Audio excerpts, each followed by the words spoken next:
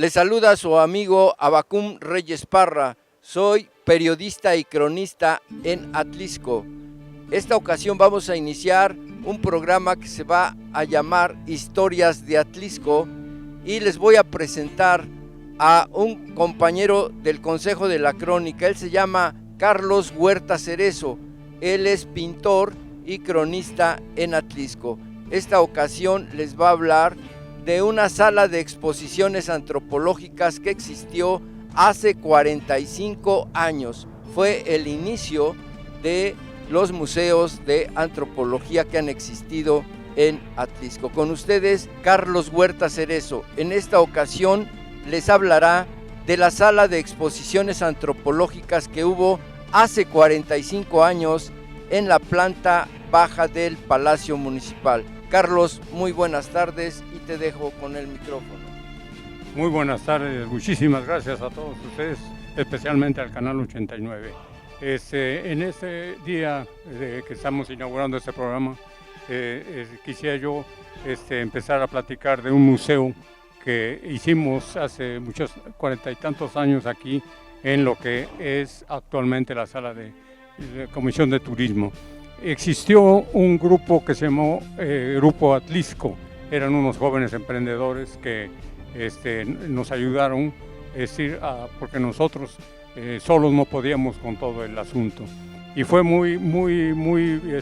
una labor tremenda que desarrollamos, a pesar de que la sala es lo que actualmente es turismo, era chiquita, pero nosotros logramos construir una sala de exposiciones antropológicas con la asesoría del señor antropólogo Rafael H. Cake, su servidor, el señor Agustín Núñez García y Jorge Sánchez Díaz, que éramos más o menos los que encabezábamos la idea de la sala de exposiciones. Entonces nos dimos a la tarea de construirlo debidamente como debe ser, bajo la dirección del señor antropólogo, don Rafael, como ya mencionamos, en paz descanse. Este museo fue un verdadero suceso en su época y funcionó de maravilla, ya que tuvo una asistencia enorme por semana de escuelas. En cuanto los maestros empezaron a conocer la inauguración del museo y la forma en cómo estaba construida, entonces se dejaron traer a todos los alumnos y tuvimos unas asistencias semanales hasta de 600 personas en todo el tiempo que estuvo el museo funcionando, que no fue mucho, fueron 26 semanas nada más, de septiembre del 74 a enero del 75. Por unas causas desconocíamos, el ayuntamiento necesitaba el local que estaba ahí. Existía lo que se llamaba el INPI, que era el Instituto Nacional de Protección a la Infancia. No tenían bodega para guardar sus bultos de leches y todo lo que tenían, y ya nos pidieron el local, tuvimos que desalojar el museo.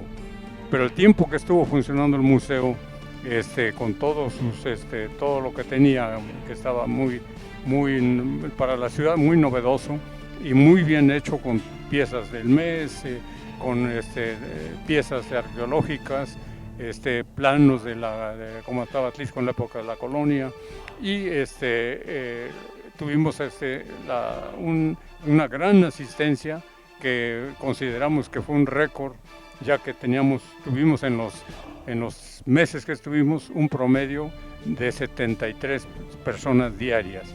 Entonces el hecho fue que está considerado como el primer museo. Aquí tengo la evidencia, tengo el informe que yo preparé para esa época, en donde aparece todo el museo completamente bien y un informe con todos sus detalles de cómo fue. Muy bien, Carlos, muy bien. Le vamos a pedir al cronista Carlos Huerta Cerezo que nos explique el origen de las piezas, cómo lo consiguieron y quiénes los apoyaron, por favor.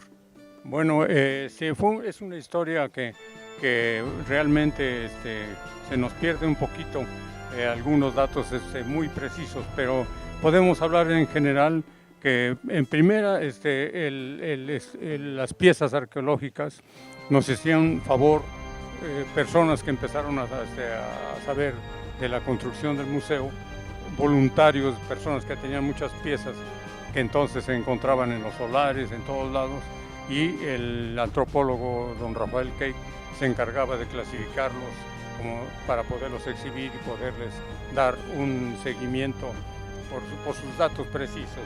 Entonces teníamos, incluso teníamos un telar que conseguimos, de las piezas que teníamos por hacer, teníamos un telar de San Pedro Benito Juárez, antes San Pedro Coaco, y también tuvimos un traje de Malinzi,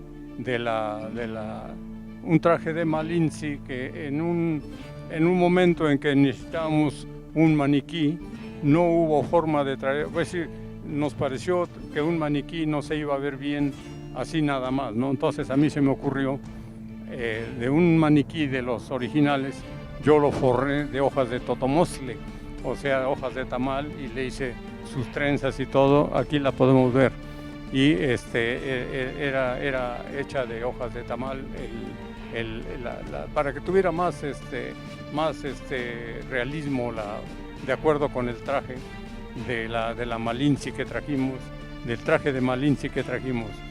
Entonces todas las piezas que se nos hicieron favor de prestar eran prestadas con descripción en español y en inglés, porque debido a la asesoría del señor Keik, pues teníamos la suerte de poner todo en español y en inglés, y eso hizo hacer el museo, la calidad del museo muy alta. Era una calidad, pues se puede decir nacional, porque para la asistencia que tuvimos y la calidad de nuestro museo fue muy exitoso en su poca época, el poco tiempo que estuvo.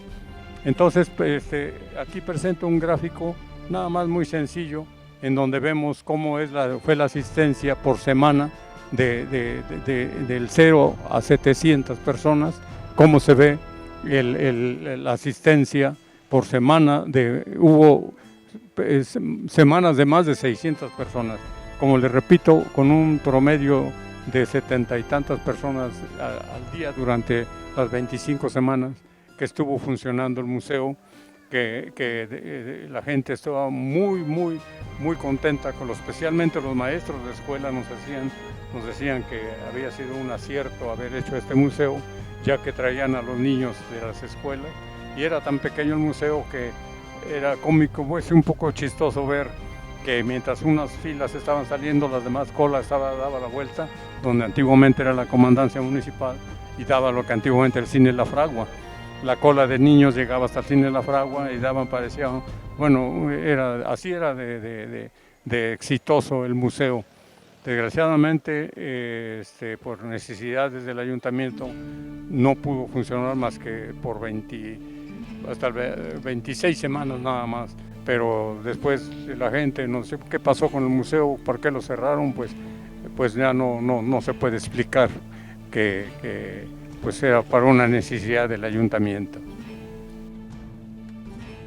Bien, pues agradecemos la presencia del cronista y pintor atlisquense Carlos Huerta Cerezo. Te agradezco, Carlos Huerta, que hayas estado en este primer programa de Historias de Atlisco. Agua purificada La Soberana. Estamos comprometidos con tu salud y la salud de nuestros colaboradores, por lo cual cumplimos con las reglas estrictas de higiene. Consume lo local. No hay origen más puro que el que viene de nuestra tierra, ni mejor forma de conectar con la naturaleza que bebiendo de ella. Búscanos en nuestra matriz, en la avenida Manuel Ávila Camacho, número 901, Colonia Álvaro Obregón. Haz tu pedido al 244-44-50093. Agua La Soberana, comprueba nuestra calidad.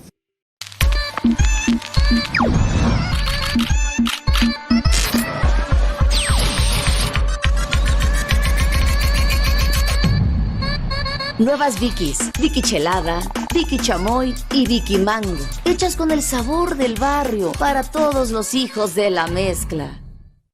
Bien amigos, tuvimos la oportunidad de escuchar al cronista y pintor Carlos Huerta Cerezo, que nos habló de la sala de exposiciones antropológicas que estuvo aquí en los bajos del Palacio Municipal. El asunto es que la oficina fue ocupada por el Instituto Nacional de Protección a la Infancia, y aunque las filas llegaban a la vuelta de donde estaba el Cine Teatro La Fragua, la sala de exposiciones antropológicas tuvo que cerrar. Pero siempre vamos a recordar muy bien a Rafael Key, que fue un antropólogo que estudió muy bien a toda la región de Atlisco. Muchas gracias por su atención. Y ahora vamos a explicarles algo de el kiosco y de el Parque Colón. El kiosco tiene un estilo mudéjar porque el doctor Silvino Bouzas, que era un dentista, fue a España, era de origen español el doctor Silvino Bouzas.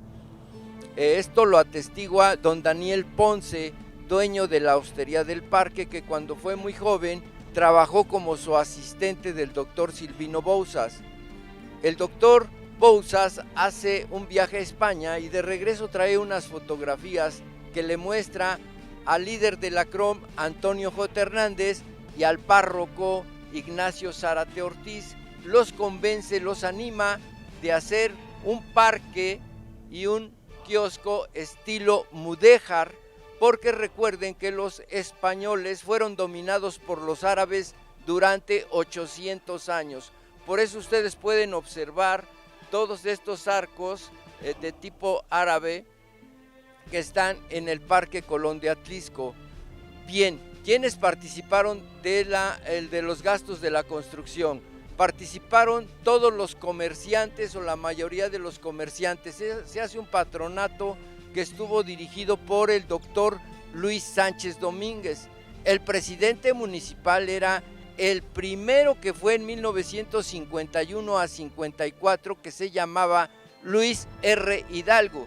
Luis R. Hidalgo era de origen de Tecamachalco, era originario de Tecamachalco, pero vino aquí a establecerse y fue el primer presidente municipal.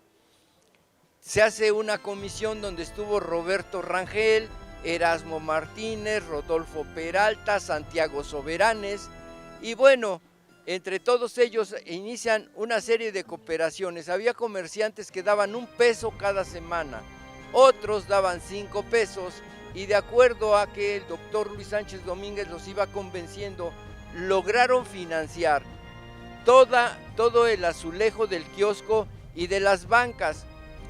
El kiosco, los azulejos del kiosco y de las bancas de Atlisco fueron adquiridas por una empresa en Monterrey, y bueno, se compró un stock, un sobrante de azulejos, pero con el tiempo se fueron terminando.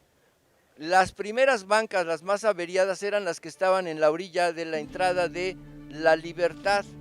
Acuérdense que Atlisco fue trazado con regla y cordel, entonces tiene sus 4 entradas bien trazadas, pero al dar la vuelta, los automovilistas de aquel entonces, de los años 60, fueron los que maltrataron mucho esas bancas. Por eso ahora pueden encontrar ustedes bancas de múltiples colores.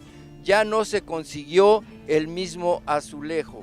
Entonces, todos participaron en aquel entonces, los comerciantes, los profesionistas, daban su cooperación económica cada semana. Por ejemplo, quien estuvo a cargo de la obra fue don Rodolfo Peralta, que era dueño del famoso 5, 10, 15, y si recordamos, unos pilares muy gruesos. Él tenía nociones de arquitectura, entonces él se hizo cargo de cuidar toda la construcción del kiosco, sobre todo la del kiosco. Pero también don Rafael Sánchez, que tenía un puesto de lotería aquí en la 3 Sur, era el colector del dinero. Él con su libreta iba pidiendo a Casa Michaca, al puerto de Veracruz, a la Veracruzana, a todos los negocios de ese entonces, una cooperación que la daban según de acuerdo se habían puesto con el doctor Luis Sánchez Domínguez. Los que más tenían daban de a 5 pesos semanarios, los que menos tenían daban 1 peso, pero todos los atlisquenses fueron colaborando en la creación de este bonito parque. Al principio se le puso un piso que ustedes deben recordar, se llamaba piso de galleta y que era rosado con amarillo.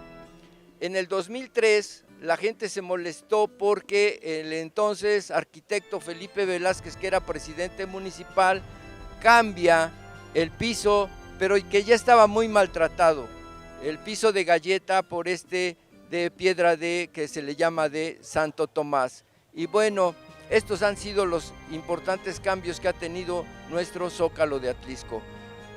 Vamos a ir a un corte y regresamos con ustedes. No se vayan, vamos a seguir hablando de el Zócalo de Atlixco. En Uniformes Black Jacqueline tenemos los mejores acabados y telas de calidad para tu comodidad. Contamos con los uniformes de las escuelas más reconocidas de la región, como Plutarco Elías Calles, Lázaro Cárdenas, Héroes 4 de Mayo, Escuela Secundaria 104 e Ignacio Zaragoza. Visítanos y conoce nuestras promociones y auténticos modelos. También contamos con el uniforme del Bachillerato Ignacio Ramírez, a un excelente precio. Búsquenos en la calle 3 Poniente, número 1107, Colonia Centro. Para mayor información, llámanos al 244-119-7848.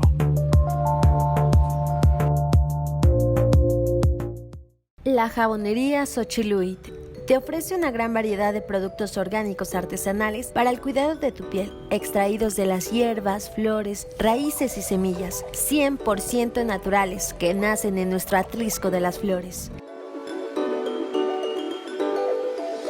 Encuéntranos en nuestras 2 sucursales, Cabrera, el hogar de las plantas, en el interior del vivero Xalpatlaco, y en Avenida Hidalgo, número 102, en el centro de Atlixco.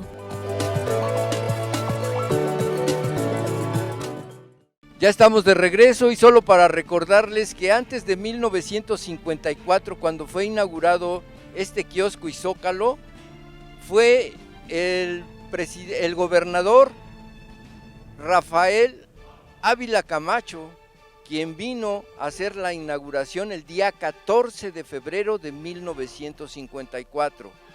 Antes todo esto era de terracería, las calles eran de terracería y aunque había desfiles, los alumnos desfilaban sobre las calles de terracería.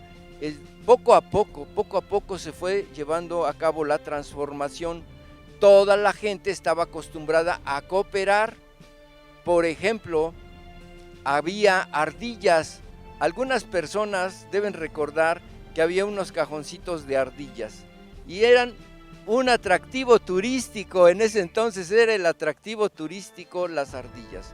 Pero déjenme decirles que aquí había una fuente que fue donada por el empresario y sacerdote José Antonio Garfias. Hace la donación de una fuente y también había unas bancas de hierro forjado. La fuente y las bancas de hierro forjado fueron trasladadas a un lugar que en Atlixco se conoce como La Rotonda. Ahí se hizo un parque muy bonito. Era un parque que en la noche tenía su iluminación de estas luces amarillas todavía. La fuente funcionaba y ahora, bueno, ustedes saben todos los conflictos que vive la colonia Álvaro Obregón por el tianguis, pero antes eran las bancas de hierro forjado que algunas ya desaparecieron. En la administración pasada hubo un escándalo porque se desaparecieron, pero hoy pues tenemos ya un parque ya más cuidado, tenemos algo muy diferente. Se han hecho figuras de animales para con la vegetación sirvan de atractivo turístico. Les puedo platicar que en este Zócalo pues llegaban las personas en los años 60 o antes de lo que yo les puedo hablar para congregarse como siempre lo hacen hasta la fecha. Vienen y dan sus paseos y este Zócalo se volvió, decían en aquel entonces cuando se cambia el piso, que era el mejor, el más bonito de toda la República Mexicana. Pero con ese cambio de piso, que iba a haber accidentes, hubo mucha oposición, pero finalmente el arquitecto Felipe Velázquez lleva adelante la última remodelación que hubo de este Parque Colón. Había un sitio, el sitio siempre ha estado ahí, tenían su cabina telefónica. Los taxistas eran conocidos, cobraban 5 pesos la dejada. Hoy imagínense, anda arriba de los 50. Entonces hemos visto las transformaciones que se han dado en este Zócalo.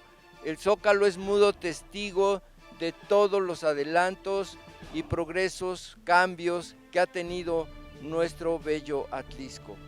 Hoy se ha convertido en un pueblo mágico, pero recuerden ustedes que Atlisco desde 1843, el 14 de febrero de 1843, es nombrado, les dio el título de ciudad el general Nicolás Bravo. Entonces hemos pasado por una serie de nombres y nombres y nombres. Platicaba yo apenas con el cronista, historiador y dramaturgo Ricardo Pérez Kid, y me comentaba que quien le puso Atlisco de las Flores a nuestro bello pueblo, nuestra bella ciudad, como usted le quiera decir, fue el licenciado Rodolfo Hidalgo Rojas.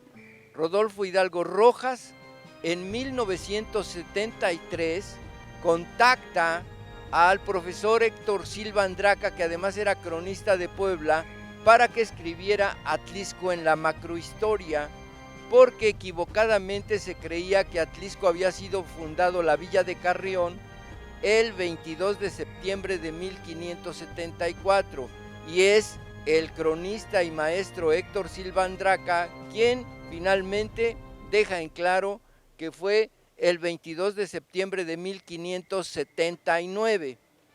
Bien, el licenciado Rodolfo Hidalgo Rojas es el que trae al maestro Silva Andraca en el trienio de el presidente Vicente Alonso Villarruel. Don Vicente Alonso Villarruel contrata a Silva Andraca para escribir el libro Atlisco en la macrohistoria. Bien, regresando con Ricardo Pérez Kid, me comentaba que es el licenciado Rodolfo Hidalgo Rojas el que le pone a Atlisco el mejor clima del mundo, porque supone que leyó a Alexander von Humboldt cuando estuvo en estas tierras. Destaca en sus crónicas Humboldt que el clima de este lugar era un clima maravilloso. Entonces las flores, el clima y el agua siempre han estado ligadas a la historia de Atlisco. Paradójicamente hay una fuentecita ahí muy pequeñita frente a la presidencia, que es lo único que testimonia que Atlisco tiene agua. Las flores de los jardines del Zócalo pues siempre son un atractivo. Y bien, pues siempre las flores han acompañado a la historia de Atlisco desde su fundación. El señor Toribio de Benavente, cuando estuvo en San Francisco, hablaba de las rosas que había en estos lugares. Bien, amigos, pues ha sido un gusto estar con todos ustedes. Mi nombre es Abacum Reyes Parra y soy periodista y cronista de Atlisco.